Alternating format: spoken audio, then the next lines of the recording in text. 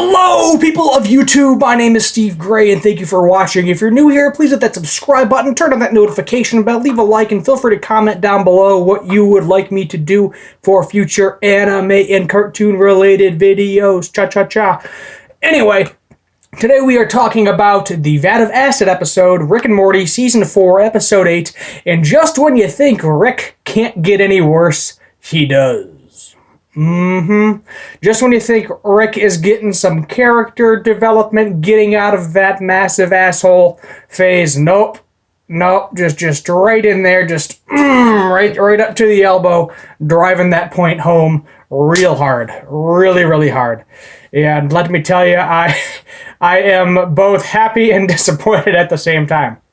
So the beginning of this episode, we didn't really get much from the preview, but basically, Rick and Morty are trading crystals for other crystals or something. Good old Mexican standoff type thing.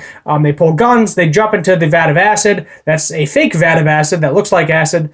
And Rick has it designed where basically they go into the acid and then they have breathing tubes underneath it. And then they have release doors where they can release bones up to the top. So that way, it looks like they're dead, and that's all she wrote. When they go to test the acid, Rick actually has a gun in there to shoot a ladle, so it looks like it's real acid. And that basically they're just sitting down there for like 5 minutes while they're having this conversation. And then Morty's like, it's a dumb idea. This was a stupid idea. It was the dumbest idea ever. Like, come on, Rick, you're losing it. And then Rick is like, oh, God, I'm getting old. I'm getting senile. Oh, God, all my ideas are bad. I'm sorry, Morty. And then Morty's like, hey, what about that, video game save and reset button? What about that? Can you invent that? And then he does his whole reverse psychology thing. Rick knows what he's doing, and he still makes the button, which I think is hilarious. That's just the type of character Rick is. If anyone tells him no, he says yes and just does it. And basically, it's the same thing that happened from Futurama, and I love that they did the Futurama reference. If you remember this Futurama episode, basically what happens is if Fry messes up, he hits the basically you hit a button to save, and then you hit another button to go back to your save spot if you mess something up. So pretty much same exact principle there. And then we get this nice little, I think it's an Up reference, the movie Up with the balloons and the old guy and the short, fat Asian kid. The Boy Scout, whatever you want to call him. I believe this was the whole Morty sequence was a reference to Up, similar to that love story. So basically what happens is there is no volume for probably, I would say, this roughly 10-minute long segment. He does a lot of stuff off screen, probably some Me Too movement stuff. They mention it, so we know he did some creepy stuff. But at first he does it to Jessica. So basically what he does is he says hello. Jessica ignores him. He redoes it, acts cool, and then Jessica is kind of like falling for Morty finally. So it's good to see that there's some character development there. Jessica and Morty might finally end up dating at some point in time. We'll have to wait and see what happens with that. Kind of moving forward, he actually meets this black-haired girl with glasses whose name we never know and probably never will know. All we know is it's Morty's girlfriend, and that's it. Basically, he holds the door open to her. They have this nice conversation. They're dating. They go on all these trips. They're vastly in love. They break up. They get back together again. It's your nice, typical love story type thing.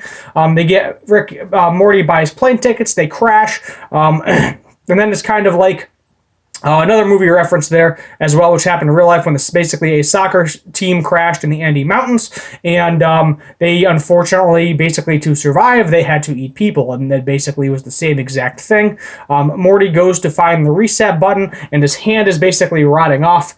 His flesh is rotting off his hand as he's pressing 911, but he ends up saving himself and the girlfriend happily ever after, so we think. And then Jerry, that's right, Jerry!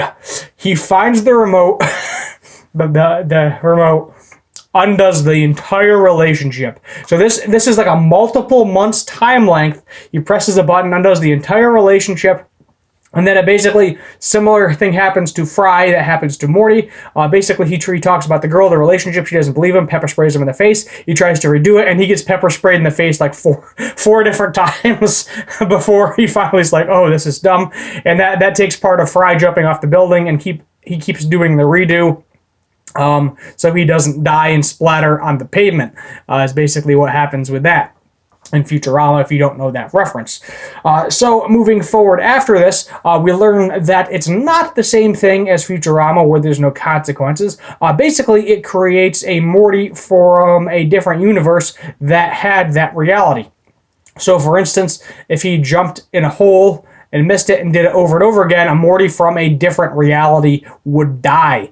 And this freaked Morty out because he killed like thousands, if not hundreds of thousands. He just hit this button so many times. So basically, he killed a bunch of different versions of himself. Rick said that there was one way to get out of it, which basically everything that he did from all those different timelines converged into him. And that's where we get the preview of Morty lighting up looking like a freaking Super Saiyan almost, with all the crazy purple glowing stuff going on. And basically all those realities happen and converge into him. And everybody knows about it. Everybody's pissed. And because Rick's so sadistic, all these people are over there, going to beat the crap out of Morty, probably try to kill Morty. But guess what? There's a vat of acid. That's right. The same thing that Rick did in the beginning of the episode. I can't even. It is just so sadistic. It's hilarious and terrible at the same time.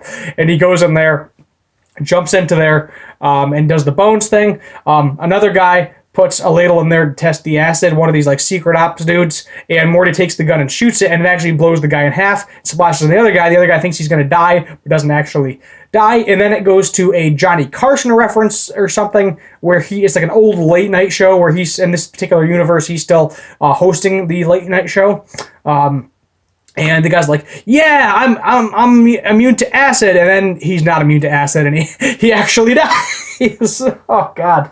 So many terrible and hilarious things happening at the same exact time. And then it pretty much ends the episode with Rick and Morty Rick saying, "Oh no, we didn't do this in our universe. We did this in a different universe." So you know how like they can switch universes. They've done it before when they mess up complete universe. They just go to another universe where they actually died in that universe at that point in time. That's basically what they did. They just hopped out of that universe, went back to their universe. So basically, none of this happened. Standard cartoon protocol. Everything resets at the end of the curtain, and that's all she wrote. And it was just, I really like this episode. It would be Rick being as Rick as he could, Morty being as Morty as he could. There's probably going to be some backlash like there was for last episode with the Pearl Harbor and the 9/11 joke. That being the Me Too movement, because basically that emphasizes that Morty did some stuff to women with the pause button that he should not have done. No.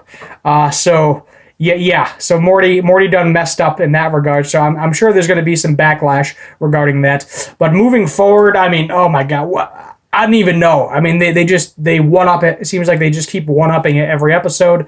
Yet again, we're not getting that evil Morty storyline going on. That there's not going to really be that storyline in the season. I highly doubt they're going to bring evil Morty back. They might do something with the Citadel. Leading up to it for the finale, but no, we only got 2 episodes left of this season, and then who knows when we're getting season 5, so just enjoy the ride, and maybe if I get to 500 subs, we'll get Szechuan sauce, because that's what I'm saying, 411 right now, we're getting there. We are definitely getting there. Appreciate the subs. Keeps going up and up and up. If you like Harley Quinn, check out those reviews. If you like Tower of God, check out those reviews. I'll be doing another one of those on Wednesday. Yep, Wednesday is when I do the Tower of God reviews. My name is Steve Gray. Thank you for watching. Yet again, please subscribe if you enjoyed this video. And as always, have a good one.